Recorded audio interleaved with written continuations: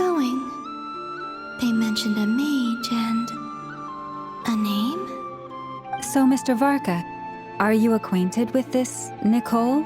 Or should I call her Mage N? Not really. We've never met, though she has come up in conversation. From what I've gathered, Alice kinda took Nicole under her wing. Taught her how to speak in a more ladylike fashion, that kind of thing. Huh. Hard to imagine Alice as an etiquette coach.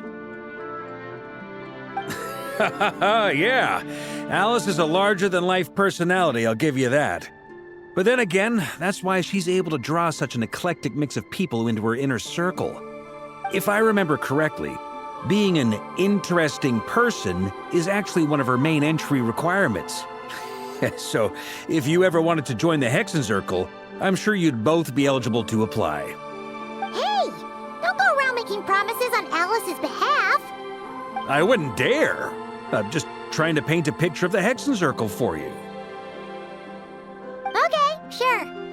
Anyway, since none of us have ever met Nicole, how are we supposed to find her? We can't just go up to every woman in sight and ask, "Hey, are you Nicole?" Maybe something she's wearing will give it away? Like, a wind bloom pinned to her chest or something. Wait a minute. Alice never said Nicole was from Mondstadt. Oh, true.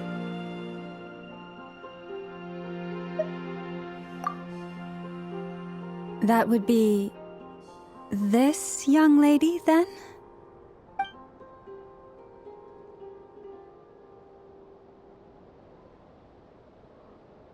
Hey there! Sorry to disturb you, but... are you Miss Nicole? Varka, Knight of Boreas of the Knights of Favonius. Alice might have mentioned me before. Mm-mm. Have we got the wrong person? Sorry. Well, this is awkward. When I shook my head, I meant, no, Alice hasn't mentioned you before. Huh?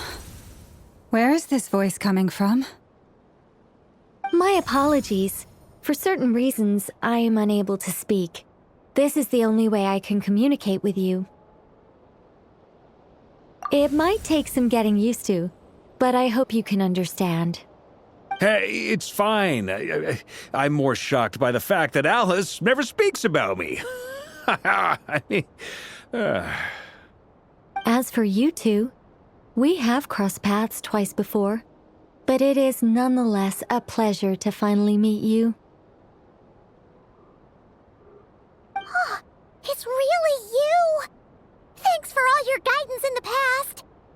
You're quite welcome. This time, things are different. We have reached the unwritten pages of the story. You might say that we stand at the crossroads of fate.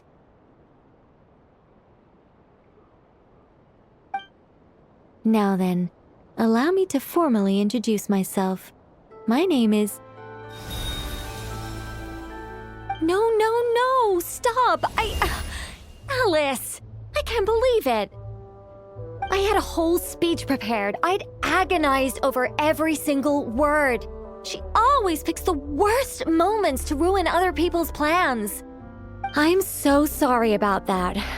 Alice took the liberty of devising some bespoke self-introduction magic for each member of the Hexenzirkel.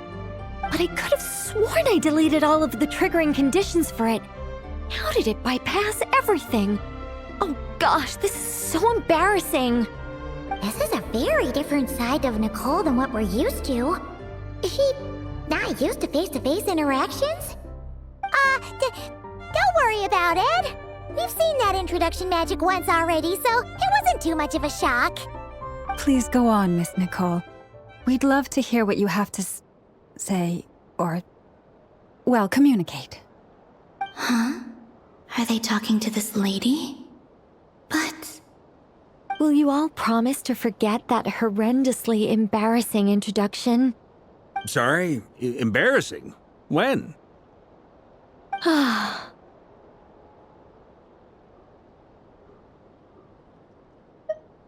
Yes. My name is Nicole, and I am one of a very few angels who have retained both their preferred form and their power. The Traveler and Paimon should be no strangers to this concept. There is another of our kind in Natlan. They call her the Lord of the Night. All right! Paimon remembers her! Yes. Well, I have retained more of my power than she. It's because I don't have a long-term duty to fulfill. To be more specific, no. We'll be here all day if I get into the specifics. Moving on. If I'm not mistaken, you are here because you wish to learn how one might reach the moon beyond the sky. That's right. Is that something you can give us any guidance on? Yes, I do know a way. It began with the Hyperboreans, who lived after the War of Funerary Flame. Blank looks. Maybe I should start with the background of the war. Or maybe not. It shouldn't be an issue. I'll fill in the gaps for you when we have more time. Anyway, after that war ended, the three moons retreated to beyond the false sky. The Hyperboreans were humans I once aided. They accepted the civilization and creations bestowed upon them by the angels. But despite accepting many blessings of the angels, many among them still held on to their faith in the moons. They were reluctant to accept the new order. Even after the War of Funerary Flame, they sought to contact the moon goddesses beyond the sky and receive their guidance. But all three had passed away by that point.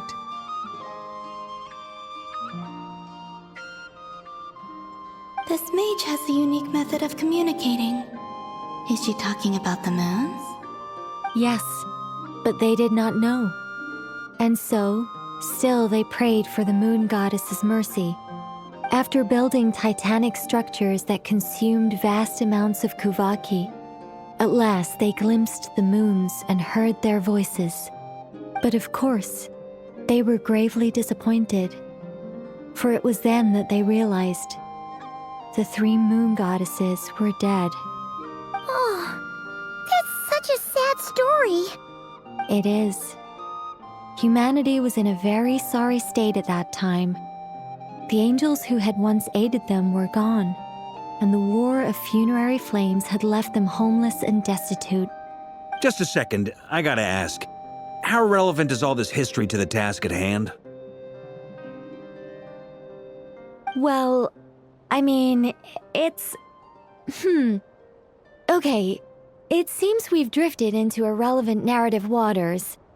It's been a while since I've had the chance to speak inside someone's head. As soon as I got started, I lost control and the words just flowed out like a waterfall. What I'm trying to say is... Right, yes, that's it. The relevant part is the ritual created by the Hyperboreans. The fact that they bypassed the false sky and saw the true moons implies that they successfully built a connection between Teyvat and the outside world. Which means, with enough Kuvaki and a sufficiently stable connection, it should be feasible to send one person over the border. Okay, so they built some kind of portal? Oh, yes. A portal. Yes. Is something wrong? You sound disappointed.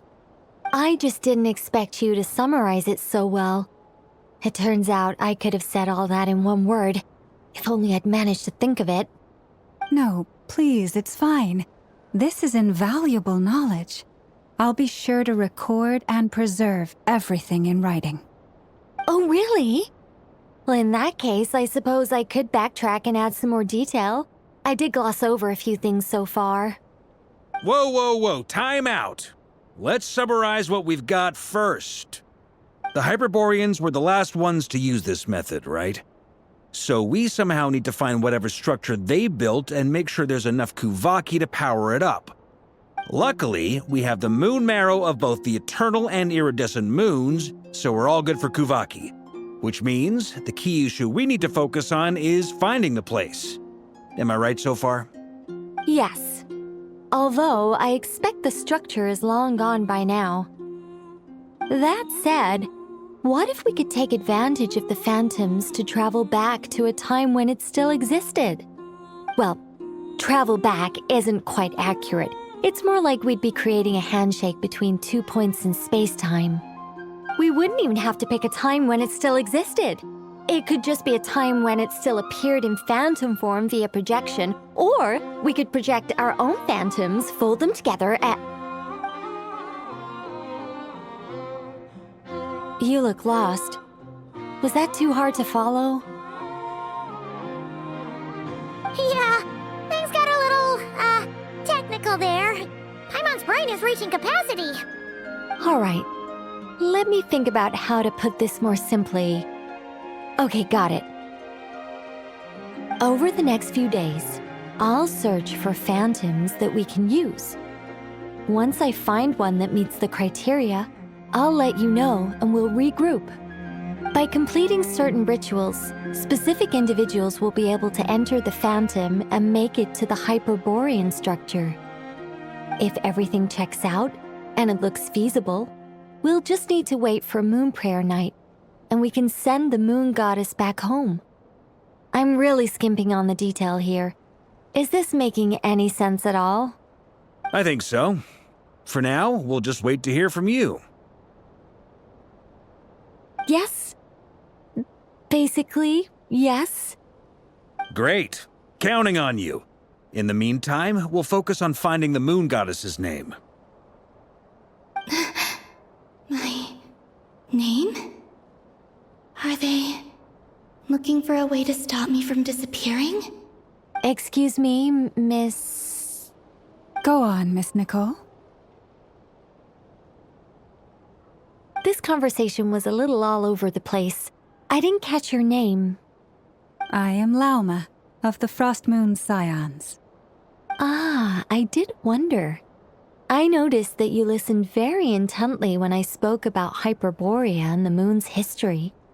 If you'd be interested, I'd love to visit you this evening and go through it again in greater detail. Also, if you were serious about making a record, it would be too risky to simply write down the raw details as is. I would suggest some tweaks. Maybe rewrite the stories as fairy tales or fables, perhaps even prayers. Anyway, we can cross that bridge when we come to it. So, see you later then? Oh, and no need to prepare anything. Just a cup of tea will do. See ya! She seems friendly. It's just... It's so nice to find someone who's actually willing to listen. I've been dying for a chance to finally go through all this systematically from start to finish. Any longer and I'd probably start forgetting it. Now Paimon gets why Alice told us to mind our heads. Ha ha ha ha, what did I tell you? A lot of quirky people in Alice's orbit. Now then, the next order of business is, where do we start looking for the Moon Goddess's name? Maybe the rest of what Nicole has to say might give us some clues. Once I've heard her out, I'll summarize the salient points and share them with you all. I'm also inclined to review our other documents. Yes, our faith was first established by our Hyperborean ancestors, but many of the more factually accurate records are from after Kutar's birth. Sounds like we're gonna follow Columbina's journey through Devat, huh? In that case, we'll start by heading to the Frost Moon Enclave. Sounds like a plan. Take this with you.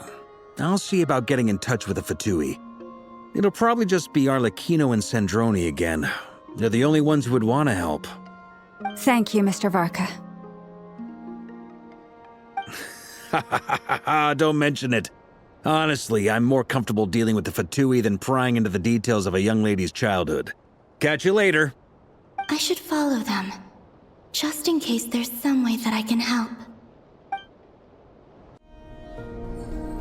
A while ago, I took the time to organize all documents in our possession that pertain to Kutar. What you see here is the material I consider reliable. You're saying there's unreliable material too? Yes. Most of the information we have was transmitted through an oral tradition. Inevitably, some of her stories were mythologized and deified over the years through countless retellings. That's why I organized them into reliable and unreliable. There's no sense seeking answers in history unless we can ensure the veracity of the historical record. Makes sense. All right, let's take a look through.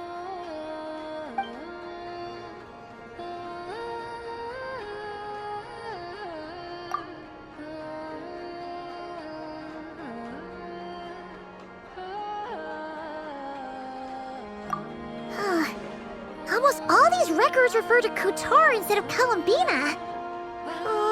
Although neither of those is her real name. Paimon's not sure what point she's trying to make. What we can gather from these records is that the Frost Moon Scions worshipped her as a god, placing impossible expectations upon her. I cannot fault them for their earnest faith, but for all their devotion, worshipping her day in, day out changed nothing. I imagine that none of it resonated with Columbina. It wouldn't surprise me if, even back then, she had already begun to reject the name Kutar and everything it represented. Lama speaks the truth. When I heard them call upon Kutar with hope and expectation in their voices, they may as well have been calling upon somebody else.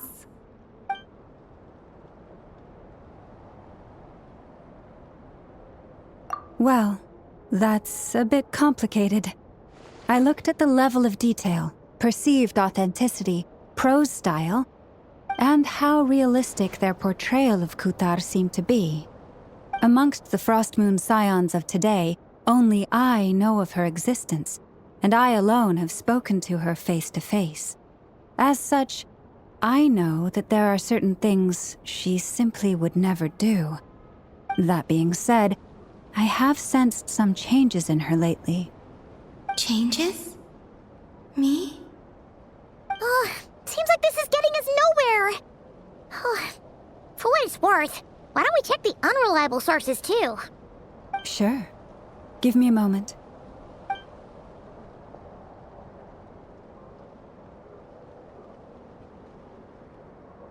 Exerting but a fraction of her divine might, Kutar sheared a great mass from the snow-capped mountain and cast it into the sea, upon whose surface shone the mirror image of the moon.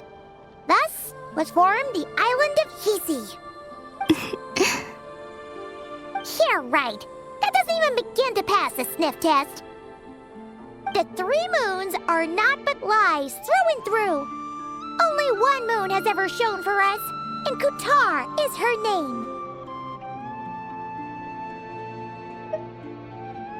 The vast majority of ancient texts are filled with fanciful tales like these. I trust you understand my criteria a little better now. Kutar did not speak, merely gazing into the distance in silence. And where her gaze landed, this was her prophecy.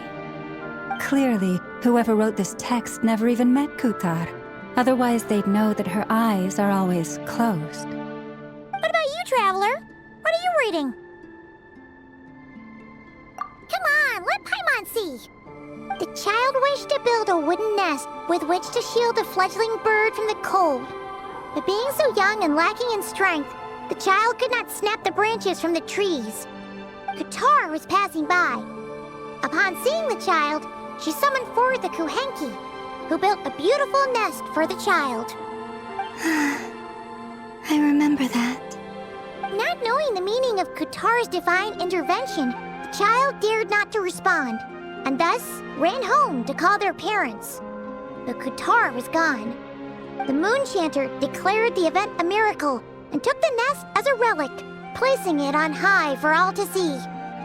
The child was named as one favored by the goddess and was greatly respected amongst the people. Yet, no further miracles were bestowed, and this matter was forgotten in but a few years. Huh. Any thoughts after reading that?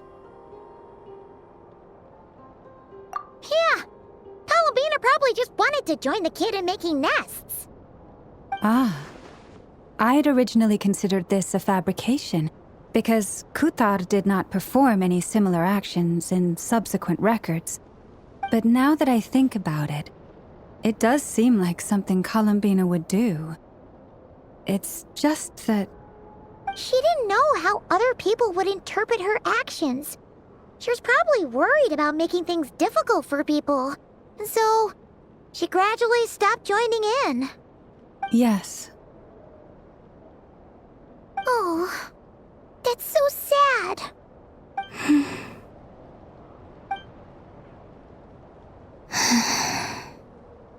And now, I can make no such gestures of warmth, even if I want to.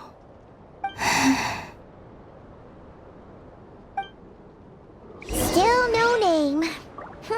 That's a bit of a shame. But we did learn some interesting stories. That's gotta count for something. Barca said he was gonna set up a meeting with Arlecchino and Sandrone, right? Let's go back to Nasha Town and see how he's doing.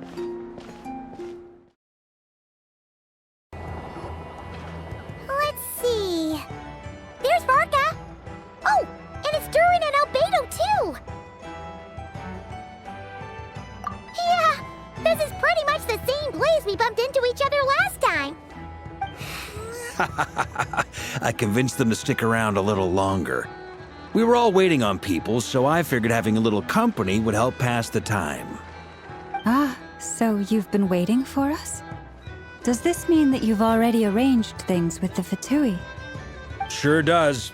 Now you're back, we can go meet up with them together.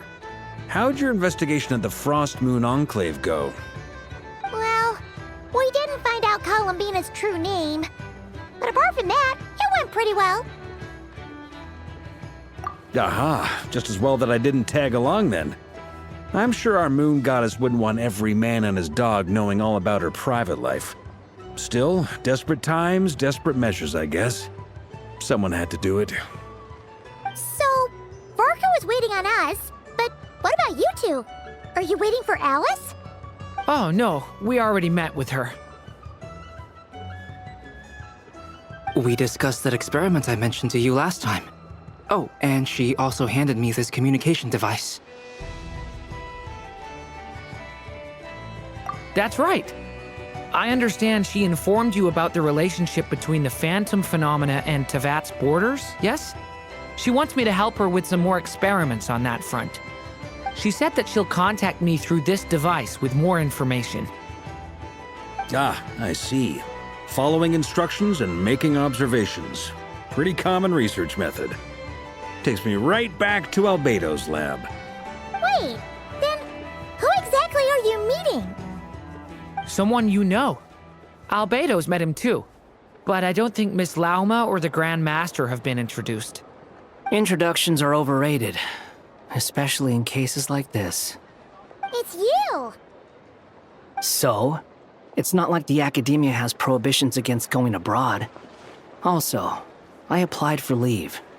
I've been writing to Hat Guy since obtaining a human form. I've already brought him up to speed on everything that's been going on in Nod-Krai.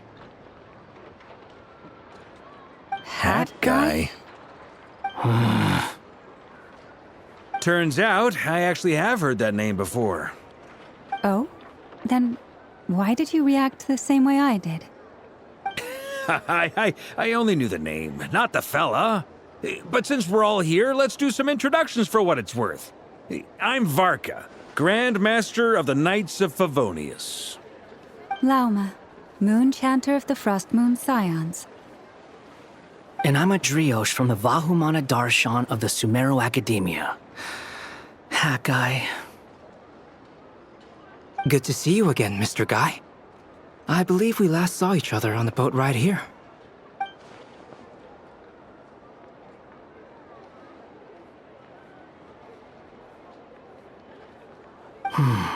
Mind you, the only reason I came here is because there's someone I want to look into. Who's that? The Doctor, also known as Dottore, second of the Fatui Harbingers.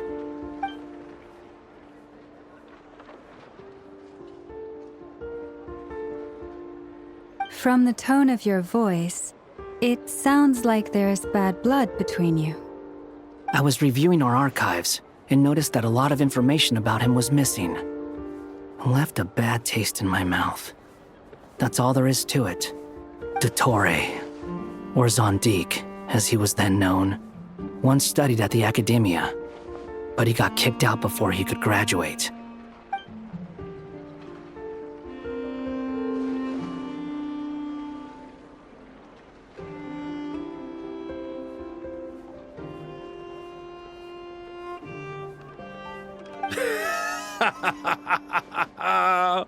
So the Harbinger's #2 man is a college dropout?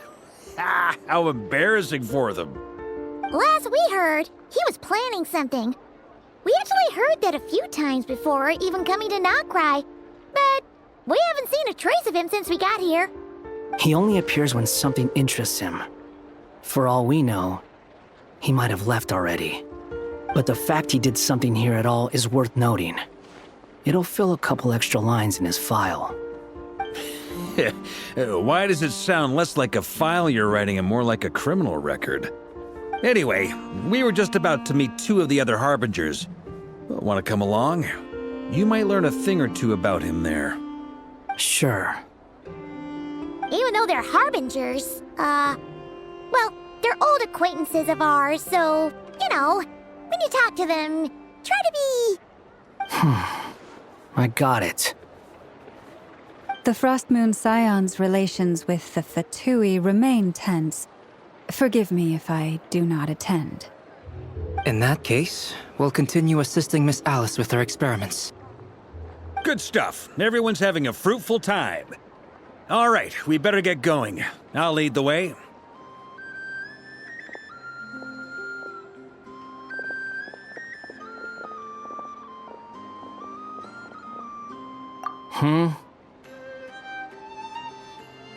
Well, yeah, that's obviously part of it. But I'm not the only one who has a score to settle with him. Neither you, nor Lesser Lord Kusanali, nor I want to see him meddling with things again.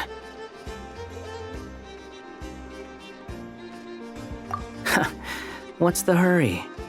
Don't worry. Pigeons always know which way home is.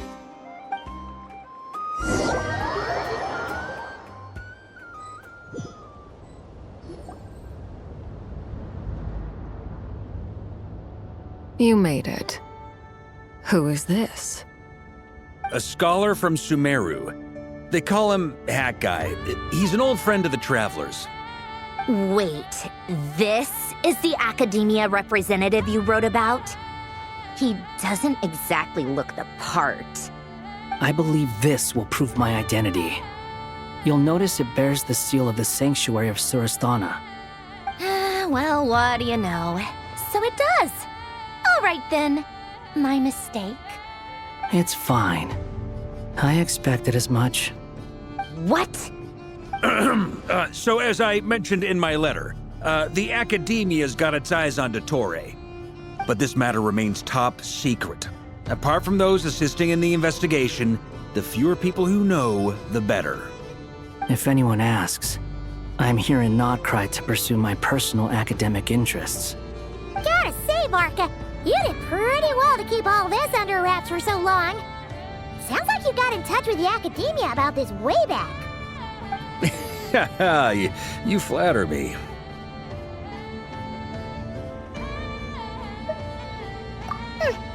Where do I even start? Remember that time we fought Rerir at Star Sand Shoal? He sure let me have it then, didn't he? I'll bet Dottore had that all sketched out, with me as his convenient little pawn. He could not care less about us if he tried, but hey! The feeling's mutual. Does Dottore really strike you as the sort who values his relationships with his colleagues? Fair point. Definitely not. which is why I always keep my guard up whenever he starts making suspicious moves. To that extent, our motivations align. On top of which, I consider you trustworthy people. Now, back on topic. In the wake of the Reikir of Solnari episode, Sandrone and I grew suspicious about Dottore's complete inaction during the entire affair. So we tried to find out what he'd been up to, but unfortunately to no avail. He never lets anyone in on his plans. The more he cares about something, the more secretive he gets. Indeed. Perhaps he believes that by keeping a low profile, he can avoid trouble. But that trick isn't going to work on his colleagues. Yeah, I mean, he's been researching the ancient moon's remnants. And he's been trying to get his paws on the moon marrows. Only an idiot would believe he doesn't have something more planned. With this in mind, I returned to Snezhnaya and relayed my thoughts to Her Majesty the Tsaritsa, entreating her to have him recalled. That's pretty direct. Did the Tsaritsa agree? Yes. I made it abundantly clear that the Fatui's business in Nod-Krai is almost concluded, and we do not need 3 harbingers in this territory. Her Majesty concurred. Accordingly, Dottore has returned at her orders. I imagine he is continuing with experiments, which no one besides he would ever have any interest in. Common sense might mean nothing to him, but he's not stupid. He knows that no good can come from opposing the Tsaritsa. Smarts alone won't get him all the way. He needs the Rooster's resources and Regrator's Mora, both of which the Tsaritsa can strip from him by waggling a finger. But doesn't he have a track record of publicly following orders while going against them in private? He probably has it down to a fine art by now. Wouldn't put it past him. We worked together on a research project once. Only briefly, but it was enough to show me that we're fundamentally different people. He has no interest in doing things methodically, stage by stage. His thoughts jump all over the place, and the moment his curiosity is satisfied, or he gets the results he wants, he disappears. The only similarity we share is that, once we set our minds on doing something, we will see it done, whatever it takes. Oh, we definitely saw some of that in your battle with Rerir. You got so competitive. Ugh, do not remind me. Then I believe we all concur. Dottore will not simply give up. Fantastic. Now this is turning into a whole day of unpleasant memories. Ugh. Are you talking about the moon marrow stuff? He also strikes me as the kind of person to disregard experimental regulations, ruin all the equipment, and go way over budget. Then leave the first person he can find to deal with the fallout. Exactly. This one time, he was running some high-temperature experiment and the substance exploded. But does he care? No. He orders his subordinates to open the device so he can observe the results, which causes the gas inside to leak out. That gas was poisonous! If I hadn't been there, who knows how many people might have died. And after all that, he left, while I was still cleaning up after his mess. What a waste of time, he said. Waste of time? The nerve! He wasted my time! You've been bottling that up for a while, huh? Hat guy, I must say, you seem awfully familiar with internal Fatui affairs. Especially when it comes to Dottore. Thank you, Lady Harbingers, for providing such valuable information. I have no other questions for now, so I'll be on my way. Wait, what? You're just gonna leave? You're welcome to join if you want. Ugh. Just when Paimon thought he'd finally mellowed out. He makes quite the impression. I'll say. I've met tons of headstrong people, but not many of them would join me in bad-mouthing Dottore. Anyway, back to the main agenda. Barca, you said that Columbina has gone missing? Or rather, disappeared. Yeah. We're working on building a connection between her and this world. The simplest method is to find out her real name. I've actually asked her that question before, but she said she didn't know. Considering our relationship, I doubt she was lying to me. As far as I recall, she was never dispatched by Her Majesty to claim a gnosis or anything like that. The Tsaritsa's plans had long contained a place specifically for her. I always thought that was weird. What could she do that the rest of us couldn't? Knowing what we do now, it's probably something related to Kavaki, right? More than likely. When she first arrived, Columbina would often go to Her Majesty and ask when she could start the task assigned to her. But Her Majesty always gave the same reply. The time has not yet come.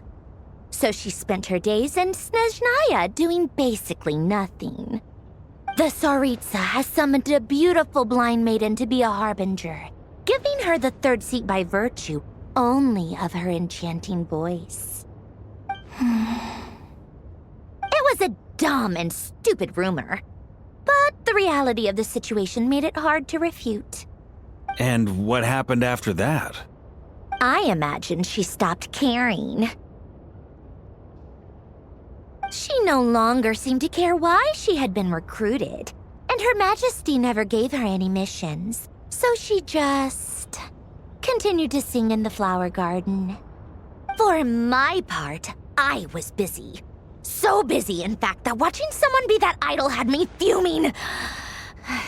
But still, I got the sense that she had long been used to a life of other people claiming she was needed when she wasn't. I just felt that having a place to stay would cost me something eventually. And so I waited quietly for the day that I would have to pay the price. And on the other end of that spectrum, you had me. Someone once told me that I had the lousiest work and the toughest luck. That's a good way of putting it.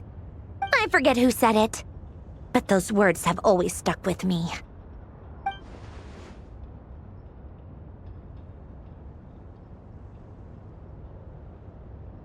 But you've done your job exceptionally well all this time. Because at heart, you are a conscientious person. What is it? Something come to mind?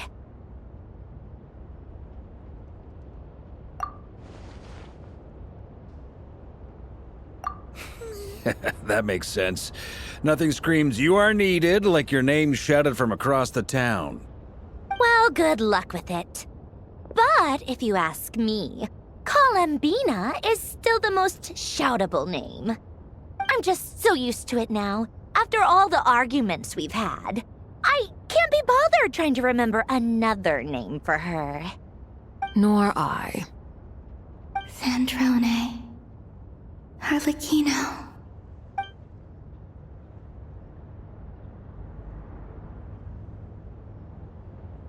Huh!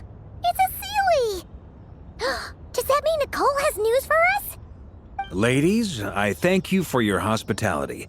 If the chance ever comes up, I definitely owe you both a drink sometime. I'm sure it will. You can make your own way out. Heck, you've been here enough times, you probably know your way around better than I do. Okay, time to do what adventurers do best. Follow that Sealy!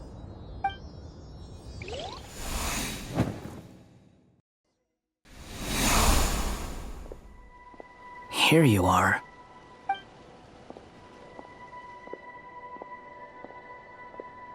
Oh, hat guy. How come you're back so soon? Did things go all right with the Fatui? Fine. Dotori's been summoned home by the Tsaritsa. Couldn't get much more than that. How about you? Any progress with the investigation? Unfortunately not. We've tried everything. Different phantoms, different locations, different points in history, but the results are the same each time. Abyssal monsters roaming the land. People crying out in despair, with no hope of being rescued. Every time I see it, I can't help but think, is this what it was like in Mondstadt when Dragonspine Durin attacked? And if I fail in the task I've been given, will I create yet another tragedy? That's just meaningless speculation. When we encountered similar phenomena previously, I tried to interfere with those illusions, using sounds and lights to guide them. However, we could not change their fates. At most, we were able to extend their existences. The events of the past are like fate that has been written into Irminsul. There isn't a living thing in Teyvat that can escape its past. But Miss Alice instructed us to try to find ways to change the outcome that these phantoms face. It's an impossible task. Can't you just refuse? Since she asked us to do this, I feel like it can't truly be impossible. Or if it is, well, mages can make the impossible possible. I could not have been born as Durin otherwise. But you also said that your past 39 attempts were fruitless. That's true. But you're still going. Yes. After this many futile attempts, surely you realize that you're not doing this because you still believe what some mage told you. It's because you want her hypothesis to come true. It's something you wish for deep inside. So, think for yourself about what you want to do. As long as you don't believe it's futile, it isn't. Yeah. Previous experience indicates that we cannot touch the phantoms, which limits the effectiveness of our interventions. If we want to clear this hurdle, we need to break this rule somehow. Same thought here. Following the same rules means repeating the same failures. Reducing ourselves to mere playthings of fate. So you mean we need to figure out a way to make contact with them despite knowing that we can't? Yes, and I suspect that's something only you are capable of. Everything in Teyvat is logged in Irminsul, but the withering that once occurred in Sumeru was a sign that the Great World Tree was being corrupted. This corruption allowed things that should not have existed in Teyvat to appear. This is tantamount to rewriting reality to an extent. You're saying abyssal power might be able to affect those phantoms? No one's ever tried it before. If you're gonna try it, it'll take courage. And you have to be confident that you can control it. Is anyone there? Has anyone seen my daughter? She's missing. I have to find her. I hear someone inside. Spargana? Are you in there?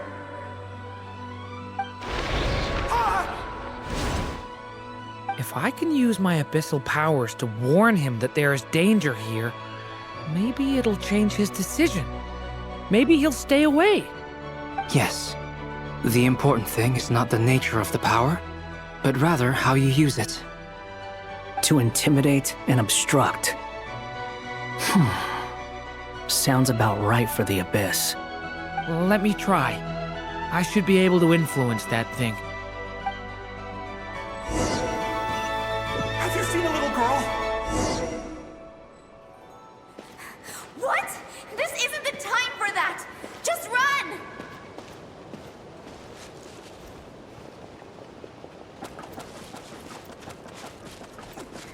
I hear someone inside. Spargana? Are you in there?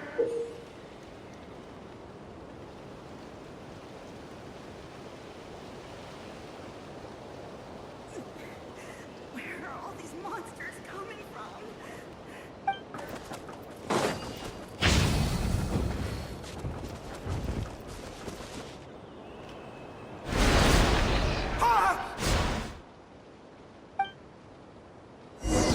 Have you seen a little girl? What? This isn't the time for that! Just run!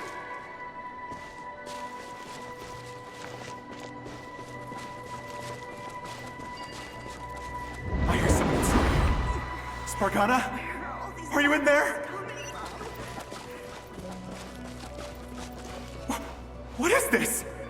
Looks dangerous. I should get out of here.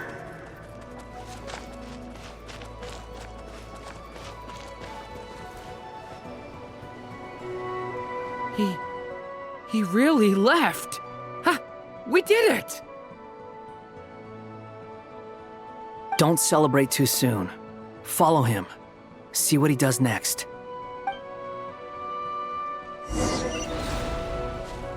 Monsters approaching from the front. You need to stop them and create an opportunity for him to hide.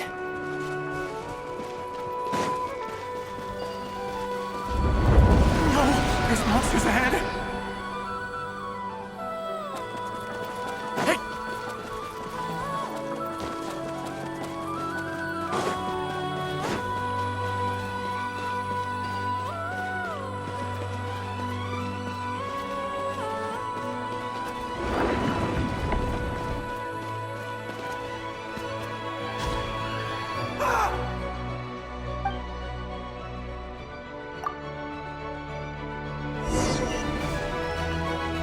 Monsters approaching from the front.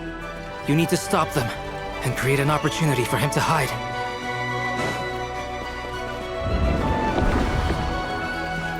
No! There's monsters ahead!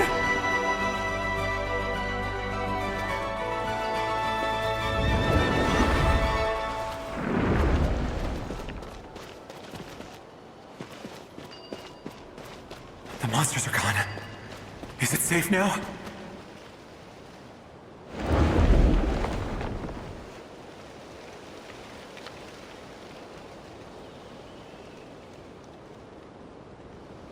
The barrier's gone too. How odd. Anyway, I guess I'll keep going. Quickly, let's keep up.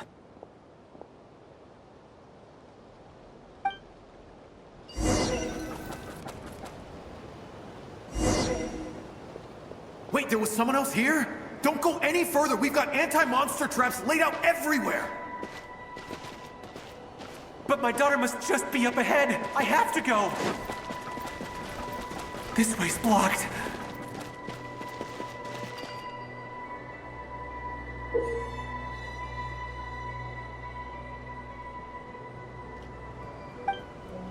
We might be able to use the explosives over there, but we need to take care not to hurt him.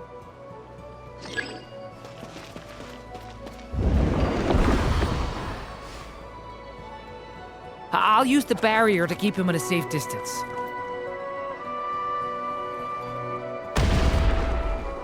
This barrier seems to be helping me somehow.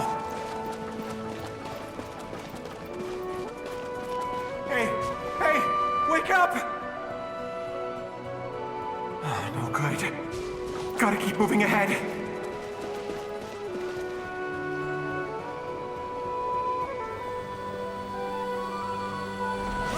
So many monsters! There's still a chance, Durin. Use the traps.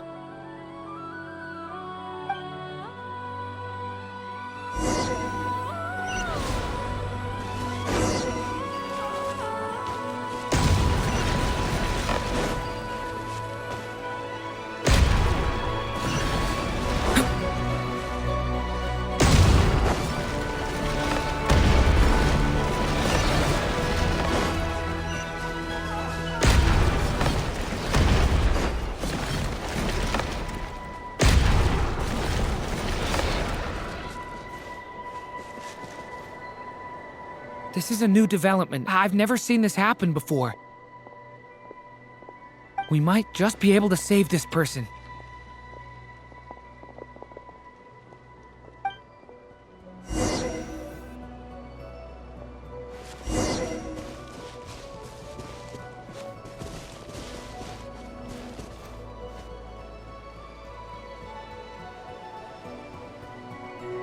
Hello there. Have you seen my daughter? Spargana's her name. She's carrying a large backpack. Get out while you still can, you fool. You won't find any survivors here. But I can't just leave her here. She must be so scared right now. Sorry. Wish I could help, but I haven't seen her. You'll just have to keep looking. Okay, thank you. If I do find her, I'll get her to shelter and come back for you. Don't bother. I've got nowhere left to go.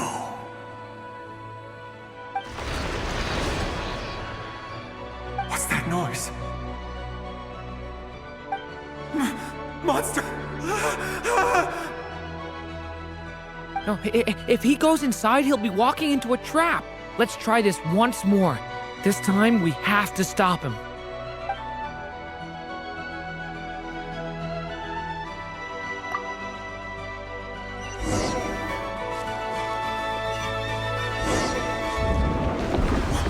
Why? How will I know where Spargana's gone like this? You know what? I'll trust this strange barrier. It's gotten me this far after all.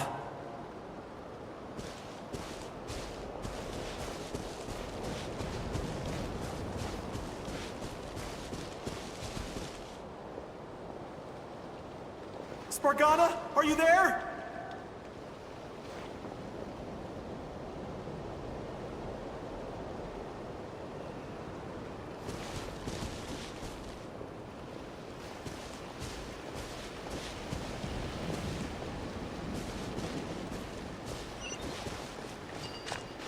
What? What's this? Hey! Let us out!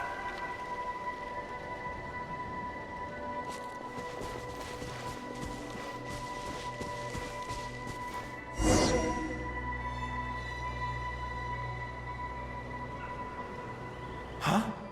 That looks like one of my daughter's books!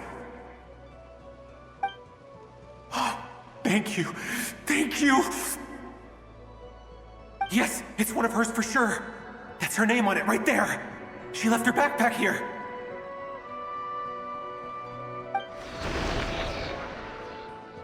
Durin, just like last time. Use the explosives.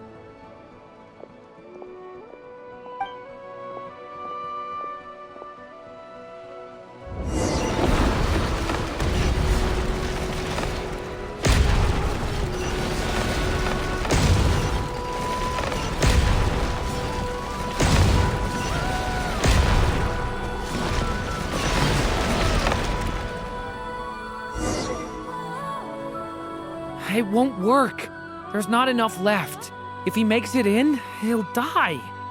But then, this clue could be the key to him finding his daughter. It might not be the only one. Better he misses that clue than loses his life. I guess so.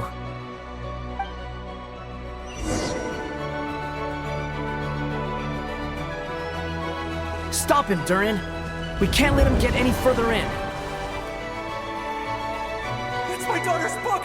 She's passed this way! Why? Why won't you let me go in? I've searched and searched and searched just for this! But how will I find her without any clues? I no longer have anywhere else to go.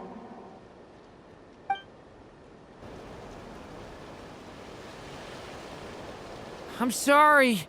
I'm so sorry. He refuses to go anywhere else.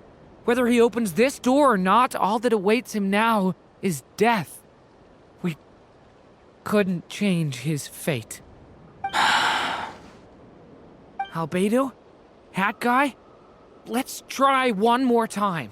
I don't know how we're gonna do this, but I don't want to give up either.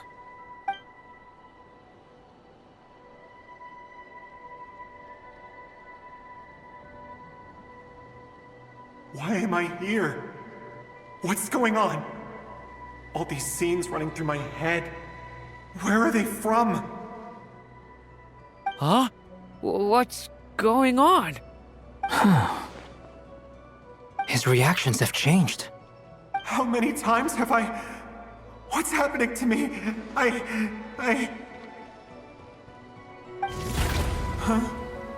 Wait, who are you? You can see us now? I feel like I always could, but that I only just realized you were there. I'm sorry, I don't know how to describe what I'm feeling. But you were the ones guiding me using that marked barrier, right? I haven't done anything yet, but those monsters, those deaths, they feel like memories. Like things I really did experience. I won't find my daughter. In fact, I'll ultimately die trying to find her. Isn't that right? Well, no, it isn't. Yes, it is. Even so, we're trying to find a way out of this. You've not seen my daughter either, have you? It seems she really isn't here.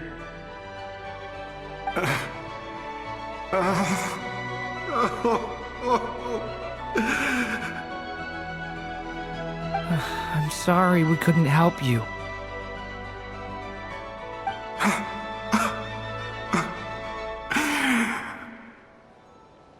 I'm just tired. Maybe this is destiny. Maybe it doesn't matter how hard I search.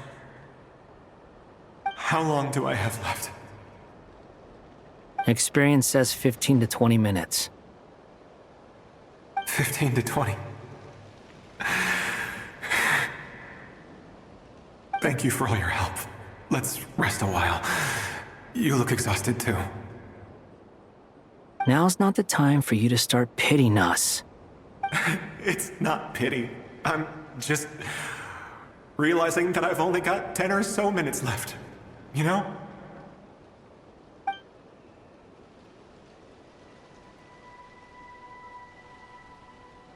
You say you're from Mondstadt, yes? A place with windmills, where people enjoy limitless freedom? And you're from Sumeru, where they've built an academy into a giant tree? Yes. It seems you've never heard of either place. Those names are unknown to me, I'm afraid, yes. Have you heard of Hyperborea? I have, but I heard that it was destroyed in the distant past. I see. That was where my ancestors once lived. What about Delphi Pytho? Was it later rebuilt? I've never heard that name. Then what about Salvindagnir? I have seen that name on stone tablets on Dragonspine. But I'm afraid the only things left of that place are its ruins. I see. Sure enough, there was no way to turn this around, huh? I'm sorry. I was the one who asked to chat, but it seems like we're too many ages apart. There's barely any common ground to start from. It's all right. We did hear something new, at least. From how you speak of your lives, things must be going all right for you, I guess. They are. Mondstadt is a place of freedom and happiness. There's a lot of good people in the church and the Knights of Favonius, and even outsiders find that it's an easy place to feel at home. We have festivals a few times a year. Everyone gets together to drink, sing, and be merry. Sumeru's a lot more uptight. Not really the kind of place where you can relax. It's a nation fraught with problems wherever you look. But if all you want in life is to seek knowledge, I guess it's pretty much paradise. That's wonderful. In other words, after this all-devouring black tide passed, humanity did not merely avoid extinction, but rose to build prosperous civilizations anew. I mean, I can see you all right now. That must mean the future isn't a total mess, right? That's true. Well, time's almost up. Let's part ways, I think. Might be best if you don't waste too much time on me. The chances are slim, I know, but I'd like to spend these last few minutes looking for Spargana. If things work out, I'd love to tell her about what I've heard.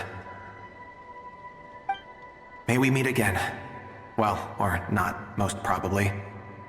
In that case, may your wishes come true.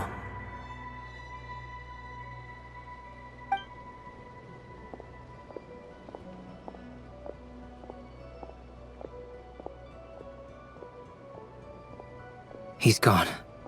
In a few minutes, he will meet the end that was his to begin with. The ending of this tale did not change, but I believe that we've just made the most progress we have yet. May your wishes come true. If only it were so simple. Hat guy, could I ask you a question? You've never talked about your past. It seems complicated, and it weighs heavily on you, too. Would you be willing to tell me about it? I mean, sometimes it's better to get things out in the open. Take that guy we try to help, for instance. At least he said goodbye with a smile, right? I know about Albedo's past. Our experiences are very similar, and he created me. As for you, you're my first friend, and you've witnessed every step I've taken.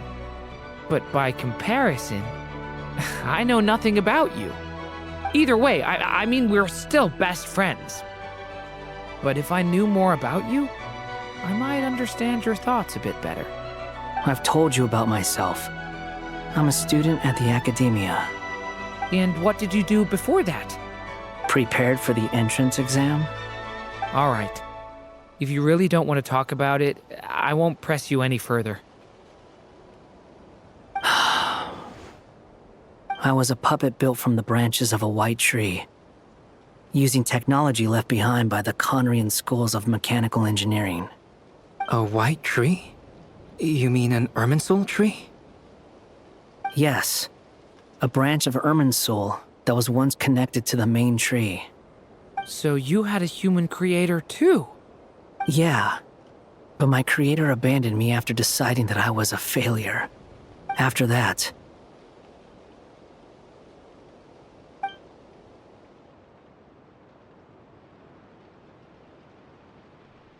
Durin, resisting the influence of the abyss, suppressing the urge to destroy, trying to do the right thing. None of these things are easy, but no matter how hard they are, trying to rewrite past wrongs is far harder. You asked me if you would create a new tragedy if you failed. I told you there was no point speculating about that, but the real answer is, yes, you absolutely will. Hat guy. But at least you've got people here to help steer you away from the wrong path. So, just keep aiming towards the light. I will. I promise. All right, break time's over. Hello? Durin speaking. Hello, friends, it's me. What have you been up to, I'm detecting some unmistakable fluctuations here at the border. The amplitude isn't particularly high, but they're completely different signals from the ones before, and the scale is comparable to those I've detected previously. Alice, we were unable to save that person. However, he appears to have retained a portion of the memories gained through that cycle, and was able to hold a conversation with us. I see. Well, that is rather odd indeed. It definitely merits further attention. Could I trouble you to keep trying the same approach? I need to gather some more data. Counting on you. I should probably have Nicole come and check this out as well.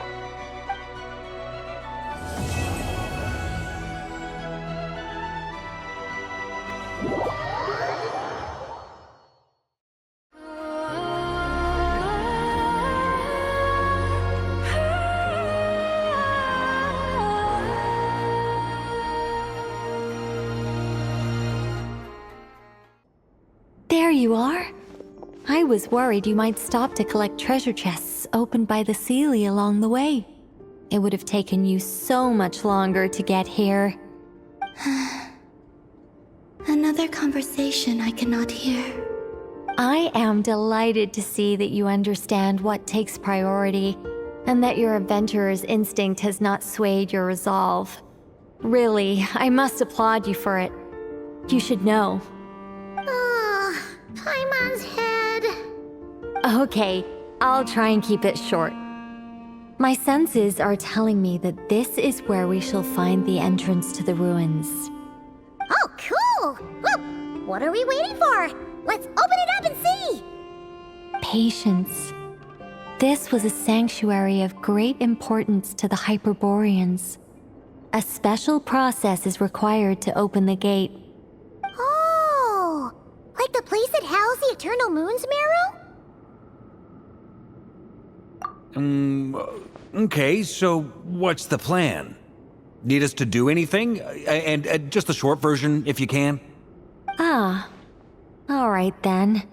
I was planning to start with some background on the invention of these techniques. Are you sure you don't want to hear it? It's quite informative. Remember what you were saying about priorities? Fine. Simply put, we need 3 human representatives to successfully undergo a process of Kuvaki resonance. Think of it as a test from the 3 moon goddesses to see if the entrants are qualified, with the most recognizable qualification being Kuvaki. Pretty sure Lauma would ace that test. Oh, wait. But we need 3 people. I also have no doubt that the Moon Chanter would be qualified. But we would need 2 other people with the same constitution. Therefore, the most feasible method is not so much to follow the rules, but to figure out how the test functions and find a workaround. I've done some research, and it turns out the mechanism is rather crude. We'll simply need humans to stand before it who have sufficient Kuvaki energy within them. I'm with you so far. How do we get the Kuvaki in them? The easiest way would be transfusion.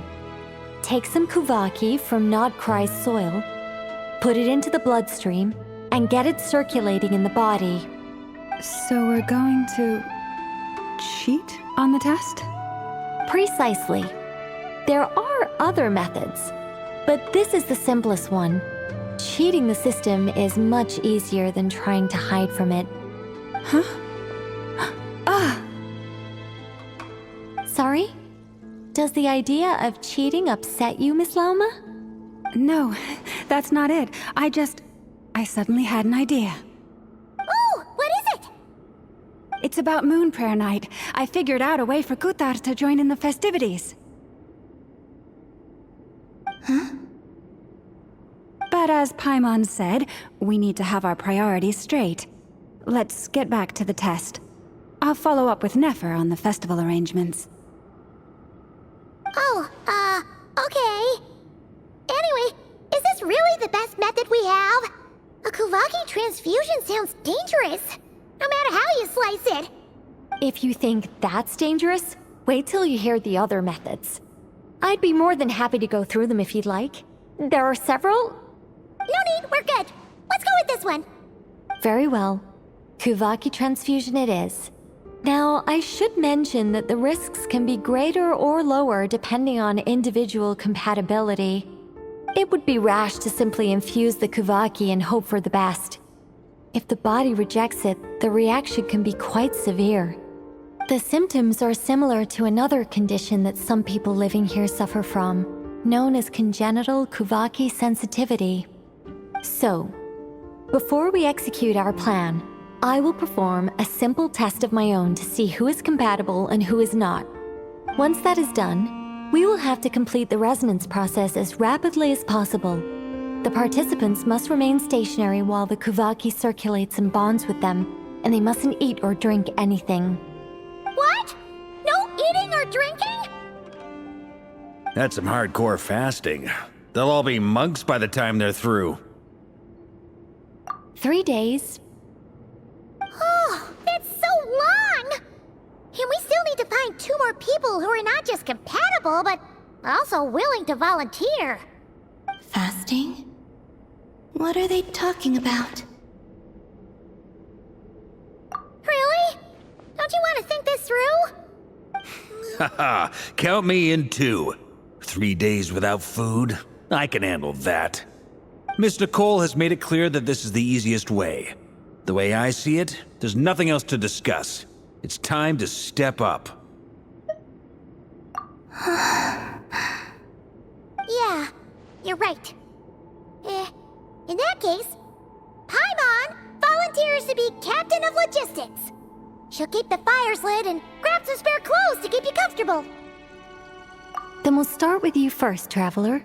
Please step forward.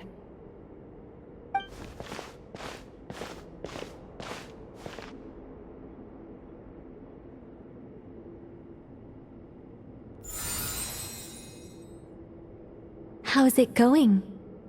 Do you feel anything?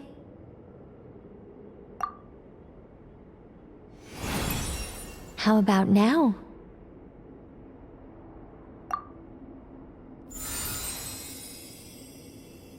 And now?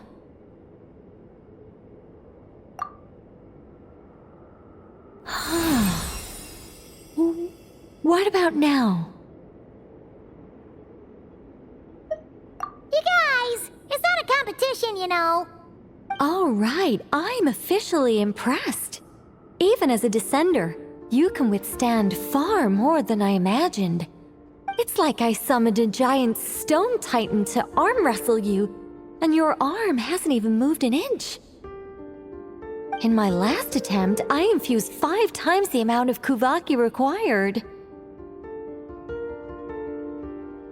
Yes, safe to say, compatibility won't be an issue for you. You're eligible to join. You're next, Mr. Varka. Sure, here goes nothing. All right, I'll start where we left off. 5 times the required Kuvaki dose. Whoa, whoa, whoa, hey, wait a minute. How's it going? No, not great. I kind of want to puke. Feels like I've been drinking too much. A few bottles of wine, then a big stein of Dark Horse, with some hard liquor from Liyue mixed in.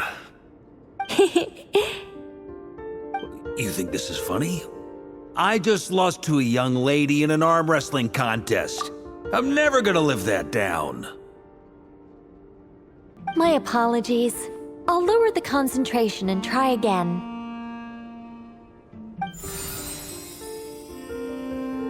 Oh. How's it going now?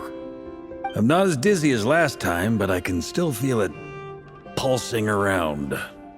In that case, you wouldn't be an ideal choice, Mr. Varka. Let's try someone else.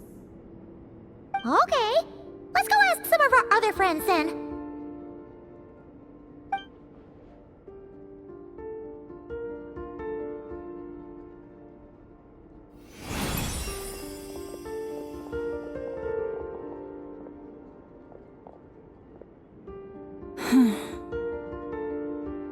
No surprises here, Miss Moonchanter.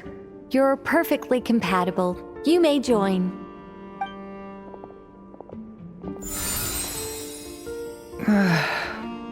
I'm getting a slight headache.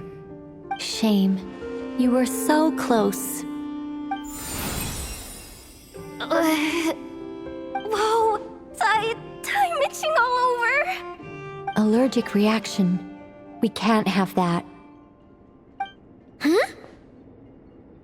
Well, are you gonna start a what? The Hexenzirkel is an organization that cares for and protects children.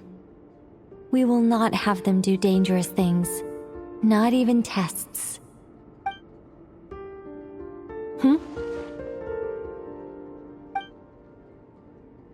Is something the matter? The candidates have to be human. I guess that rules me out too. Huh. Everyone except the Moonchanter got beaten. Guess I don't need to feel so bad after all. I mean, looks like this isn't gonna be as easy as we thought. Perhaps I could ask for volunteers among the Frost Moon Scions. I'll see about talking to some trusted Lightkeeper colleagues. Itlua springs to mind. In fact, I think we had some former Frostmoon Scions join our ranks recently. Can you give me the scientific explanation for how the test works? I can probably make some kind of test bot. Then we can just zip through Nasha Town, going up to people and pressing a button to check their status. Wouldn't that be way easier? No. Wow! No elaboration for once. How about I contact the Knights of Favonia's garrison in the Wave Chaser plane? Shame that Lohan's already left. And that guy's even tougher than I am. Strange.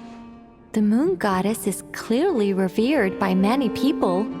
So why is she on the brink of disappearing? She mentioned that the world has rejected her from the very beginning. And when we fought the Rahir of Salnari, it seemed like she exhausted her power for our sake. Also, Paimon's not sure revered is the right word for how people feel about her. Gratitude, certainly. For my part, anyway. It's basic reciprocity. She helped us, so she deserves our help in return. Yeah. Even though she looked like she didn't care, she still saved a ton of people, including me. A review of the relevant data leads me to conclude that Miss Columbina is a good person. Yep, you bet! They really think so? I'm super surprised that Columbina isn't her actual name, though. I think it really suits her. It's light and graceful and... yeah, just a really pretty name. I know, right? Unfortunately, that's not our decision to make. Columbina. That was the code name the Fatui gave me. But it also came up in the song I heard when I was born. But... is that really all there is to it? What do I truly think of my own name? Is there anyone left who will still call me by that name?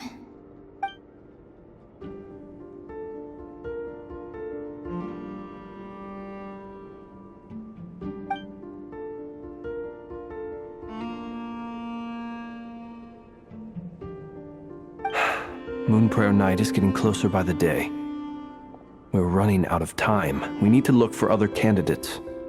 Then allow me to try. Huh? What are you doing here? You contacted your friends via the Adventurers Guild. Sandrone has been keeping an eye out for something like that, so she informed me. Since I have the ability to accommodate a moon marrow, I should prove to be a suitable candidate. Arlecchino. When can we begin? I see. We can begin right away.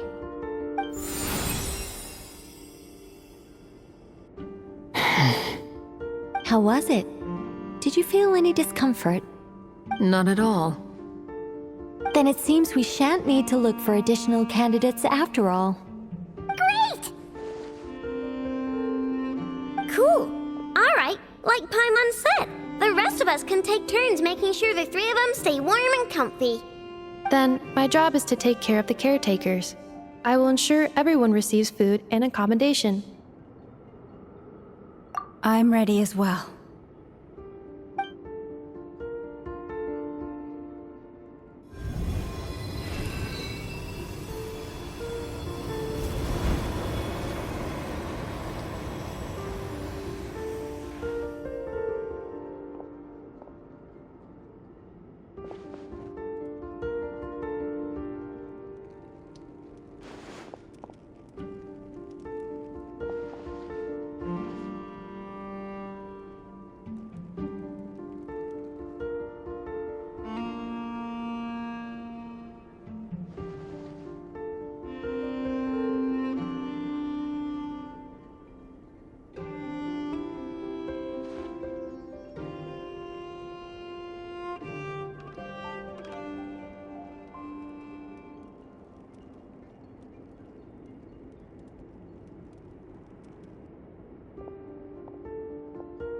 The work is done. The sacred scroll shut.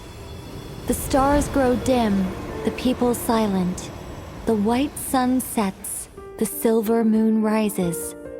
O path to the temple, appear now before us.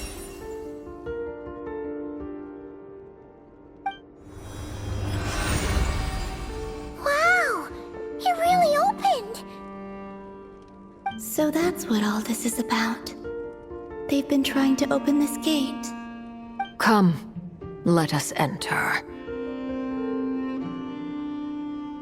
It might be best to eat something first. Take care to chew properly and swallow slowly. It will give your body time to readjust to the digestion process. They will head in soon. They will need to enter this gate.